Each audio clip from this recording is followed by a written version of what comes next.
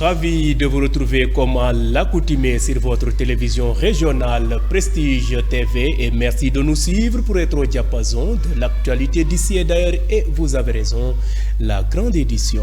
Au sommaire, Thiès a abrité un atelier sur le renforcement et la résilience en milieu rural, d'où l'objectif de former les femmes sur la réhabilitation des terres dégradées dans les communes de Noto Diobass, Fandène et Morolan. La première édition de la dictée phonétique, la dictée à l'ère numérique, s'est tenue au courant de ce week-end à Thiès, un programme initié par l'association Action Éducative. Plus de détails dans cette édition. Et puis en prélude de la fête du 1er mai, l'intersyndicale de l'école polytechnique de Thiès a organisé un atelier, un éco-marathon qui a pour objectif de raffermir les liens entre les acteurs de cette prestigieuse école. Le suivi de l'actualité internationale et la page sportive mettront à terme à ce rendez-vous d'actualité. Merci de votre fidélité. Le développement, c'est dans une poignée de secondes.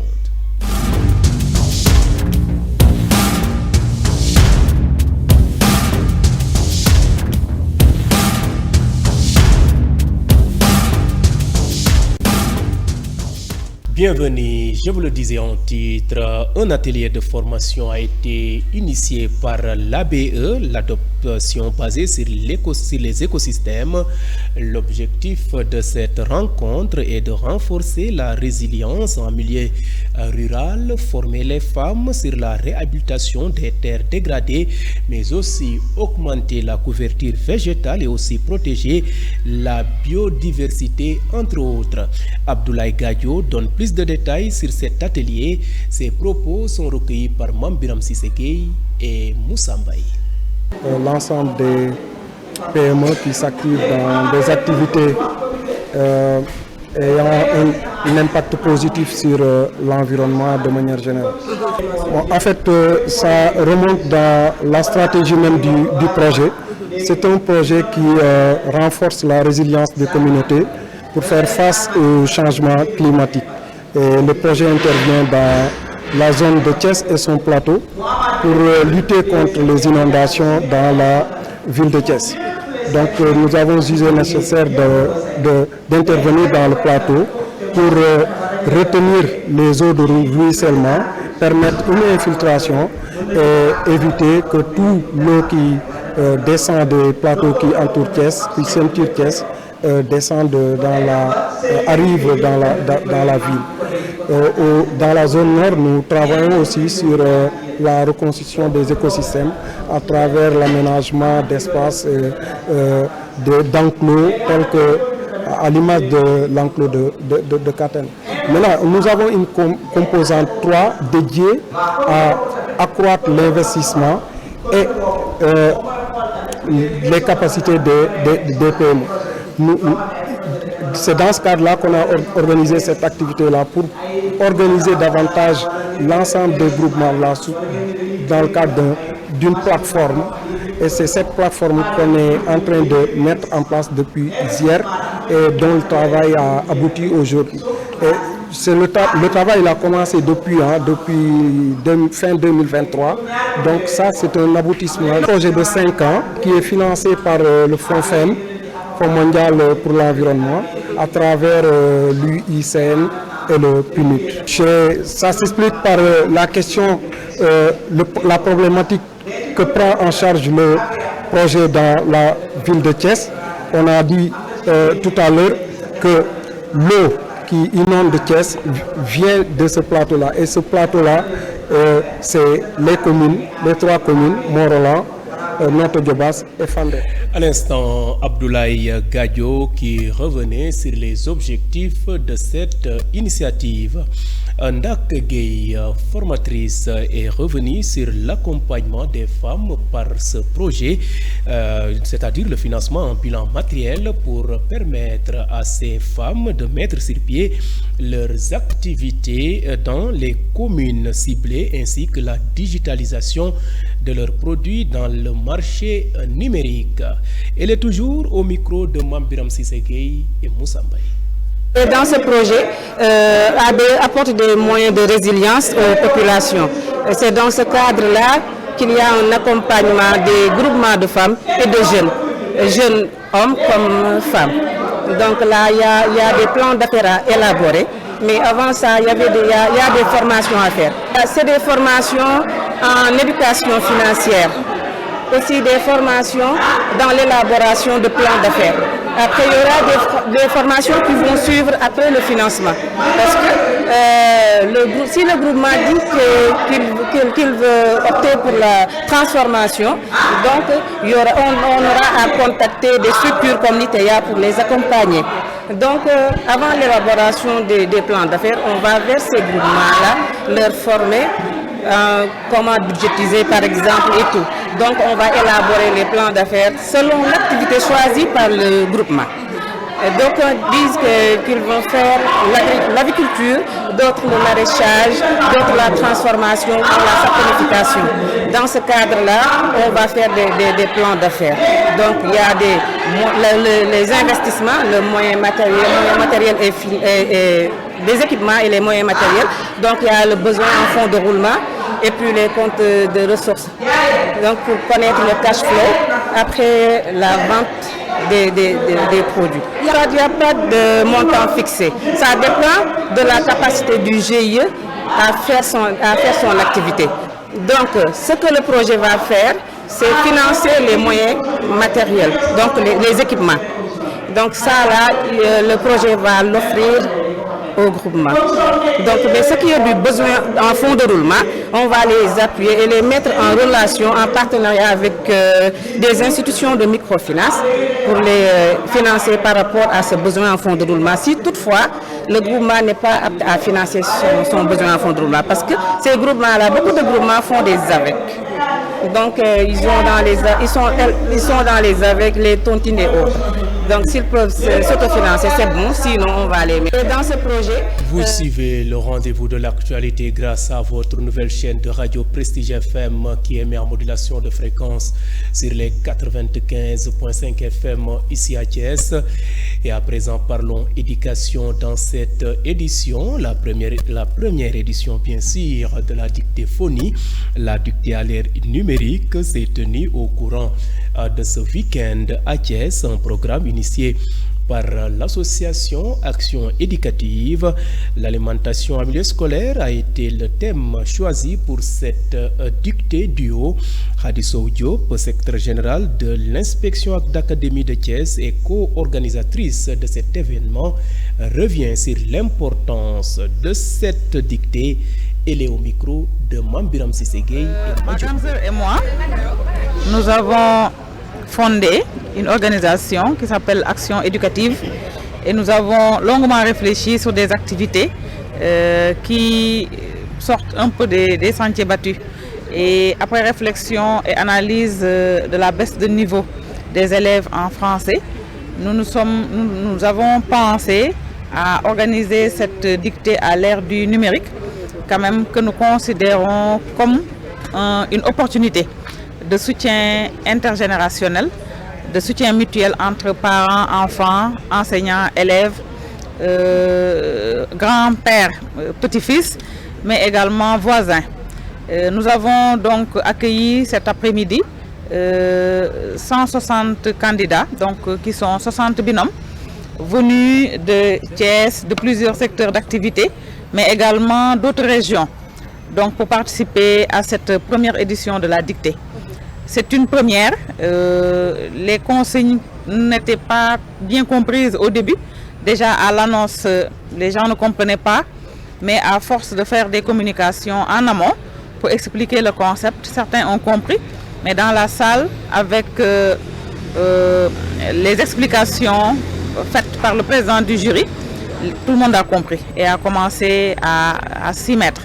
Donc pendant 1 heure de temps, ils se sont penchés sur une épreuve qui est extraite d'une étude de cas faite par le think tank IPAR, qui a fait un travail scientifique sur le thème de l'alimentation en milieu scolaire.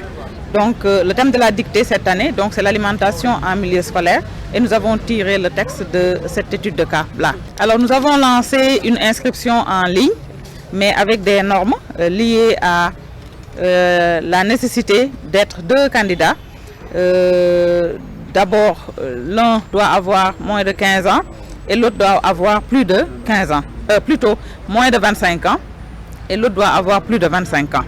Donc c'est comme ça qu'on l'a lancé. Ça a été partagé dans les écoles, établissements, mais aussi dans les autres groupes. C'est la raison pour laquelle d'autres, même hors de la région, l'ont vu, se sont inscrits et sont venus. Ça a été donc un moment on a appelé aussi les gens, excusez-moi, pour confirmer leur inscription et leur demander également de confirmer leur présence. C'était pour préparer un peu les listes et autres, comme nous avons l'habitude dans nos postes respectifs de travailler sur ces genres d'activités. Nous avions déjà une expérience sur l'organisation de concours. Alors, Khadiso Diop, secrétaire général de l'IA. Parlons toujours éducation dans cette édition et en prélude de la fête du 1er mai, l'intersyndicale de l'école polytechnique de Thiès a organisé un éco-marathon qui a pour objectif de raffermir les liens entre tous les acteurs de cette prestigieuse école et d'entretenir le bon climat social qui prévaut à l'EPT selon Mamadou Wade, directeur de l'école polytechnique, que je vous propose de suivre au micro de nos reporters Ismaël Assar et Ousmane Diallo. Voilà, donc pour refaire un peu l'historique, c'est depuis 2023 quand même, lorsqu'on fêtait notre cinquantenaire, on avait organisé un éco-marathon. Donc à l'arrivée, on avait jugé nécessaire de pérenniser cette activité parce qu'on n'y a trouvé que de bonnes choses. Et cette année, avec la préparation de la fête du 1er mai, les syndicats de l'EPT à travers les différentes composantes m'ont approché pour me dire que voilà, est-ce que ce ne serait pas bien aussi que l'idée qu'on avait retenue en 2023, que ça puisse être reconduite cette année, c'est-à-dire à travers l'organisation d'un éco-marathon. Donc c'est en ce sens qu'ils m'ont approché et j'ai un écho favorable quand même. Et ça a mené aujourd'hui à cette journée qui a consisté à faire une marche de la mairie jusqu'à l'école polytechnique de Thiès. Et ce qui est intéressant, c'est qu'il y a toutes les composantes de l'école qui ont été représentées. La direction, le personnel administratif, technique et de service, le personnel d'enseignement et de recherche, mais aussi le personnel d'appoint, c'est-à-dire le service de sécurité et le service de l'environnement. Et donc on a formé une famille ensemble. Donc on a marché, comme je l'ai dit tantôt, de la mairie jusqu'à l'école où ça a été fait avec une très grande joie. Et on a discuté, échangé donc, de façon très parfaite. Et à l'arrivée, on a pu faire, comment on appelle, certaines activités et échanger de très bons termes pour montrer que l'EPT c'est une famille et on a l'obligation de rester tel quel quand même. Donc l'objectif déjà c'est de montrer qu'à l'école polytechnique c'est une grande famille et que tout ce qui est manifestation à partir de maintenant pourra se faire de façon collégiale. Parce qu'avant ce qu'on voyait c'est qu'à travers la fête du 1er mai, chaque syndicat s'isolait pour faire sa propre fête. Et on a jugé nécessaire de mettre un terme à ça parce que l'école, comme je dis tantôt, c'est une famille. Et on a l'obligation de le montrer en fait. Et donc cette activité rentre dans ce cadre où on a demandé au SAES, qui est le syndicat autonome des enseignants du supérieur, le syndicat, l'intersyndical des PARS, donc personnel administratif, de se mettre ensemble pour que cette activité soit menée de façon commune, c'est-à-dire la fête du 1er mai. Et en prélude à ça, on a organisé cette randonnée pédestre où on donne le ton pour dire que l'école polytechnique est une famille. À travers même les différents syndicats qui se dessinent, on essaie de rester toute une famille quand même et donc d'organiser des activités communes. Restons à l'école polytechnique de Thiès où l'étudiante Awassar, au nom de ses camarades, a magnifié cette randonnée pédestre, signe de solidarité et de partage. La voici au micro de Ismaël Assar et Ousmane Diallo. Alors, on est très satisfait en tout cas de la journée qui a été organisée par l'intersyndicale donc de l'école polytechnique de Thiès et en même temps aussi très contente qu'ils ont pensé à nous et de nous avoir aussi associés à cette journée-là. Donc vraiment qui démontre encore une fois donc l'ambiance un peu qui règne au sein de l'école polytechnique de Thiès. Alors c'est dans une ambiance de partage, donc de solidarité, d'entraide. La relation que les élèves ont avec les professeurs, ça ne se limite pas tout simplement donc dans les salles de classe, c'est au-delà de cela, avec aussi le personnel administratif, de technique et de service, en même temps aussi avec les techniciens, la sécurité. Donc ça ne se limite pas tout simplement au poste de travail, mais ça va bien au-delà de ça. Alors déjà, le secret, ça commence d'abord par une bonne organisation au niveau de l'école, donc qui est avec à la tête le directeur, l'actuel directeur, le professeur Mamadou Wade. Donc il y a une très bonne organisation au niveau de l'école, donc qui fait qu'aujourd'hui chacun sait en tout cas quelles sont les limites, donc quelle est sa place au niveau de l'école, qu'est-ce qu'il a à faire, donc qu'est-ce qu'il peut faire, qu'est-ce qu'il peut ne pas faire. Donc c'est toute cette belle organisation là qu'il y a au niveau de l'école polytechnique de Thiès, et que aussi l'administration, la direction qui ne mène aujourd'hui aucun effort pour que vraiment donc cette organisation là, cette organisation-là puisse vraiment marcher comme il se doit. C'est la raison pour laquelle aujourd'hui, vraiment, il y a cette ambiance-là de solidarité, de partage et le tout vraiment dans le respect qui explique un peu cette ambiance-là au niveau de l'école polytechnique de Thiès.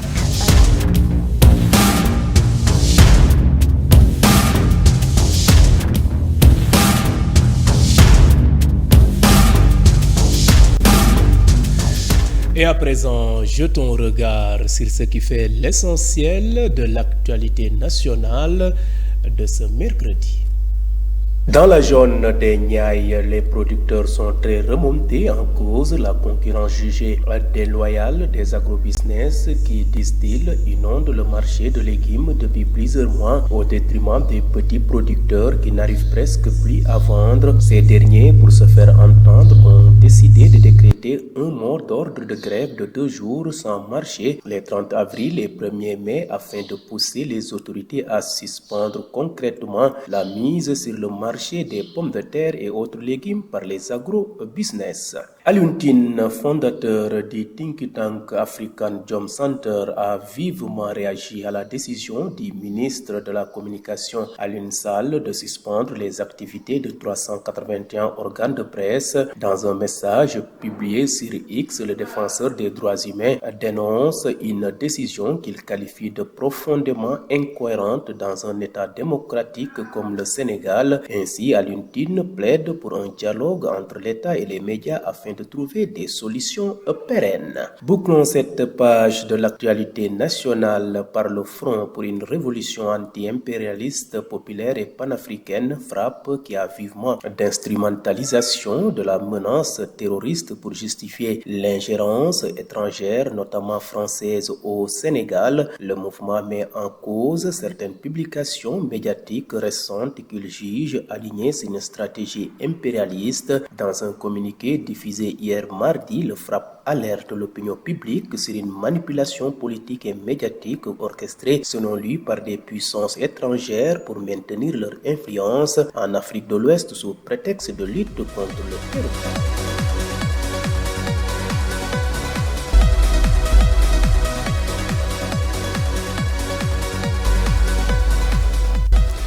Ce jingle marque le point de départ de l'actualité hors de chez nous qui va nous mener au Moyen-Orient et dans la région des Grands Lacs. Mais tout d'abord, démarrons par le Sahel. À l'issue d'une concertation nationale de 2 jours à Bamako, boycottée par la plupart des formations politiques du Mali, il a été proposé de nommer le chef de la junte au pouvoir, Assimi Goïta, président de la République pour un mandat de 5 ans à partir de 2025, renouvelable. Selon un document publié par la primature, cette concertation recommande aussi de dissoudre tous les partis politiques et d'endurcir les conditions de création. Elle préconise également de suspendre toutes les questions électorales jusqu'à la pacification du pays. Ces recommandations seront remises au général Assimi Goïta qui devra les adopter. Quittons le Sahel pour la région des Grands Lacs. En République démocratique du Congo, les troupes de la Southern African Development Community, SADC, Communauté de développement d'Afrique australe, ont commencé à se retirer ce 29 avril 2025 de Goma, dans l'est de la République démocratique du Congo. Un retrait négocié avec le groupe politico-militaire AFC M23 qui contrôle la capitale de la province du Nord Kivu depuis fin janvier. L'organisation régionale ne précise pas combien d'hommes ont quitté les lieux ce 29 avril au matin.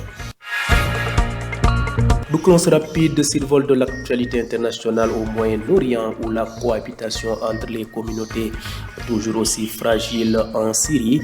Les affrontements à caractère confessionnel entre des groupes armés liés au pouvoir et des combattants rouges se sont étendus hier aujourd'hui mercredi aux environs de Damas, faisant 13 morts et illustrant les défis auxquels font face les autorités de Syrie en proie à l'instabilité. Ces violences ont réveillé le spectre des affrontements confessionnels après des massacres qui ont visé depuis mars la minorité alawite dont était ici le président Déchi Bachar al-Assad, renversé en décembre par la coalition islamiste qui dirige actuellement le pays.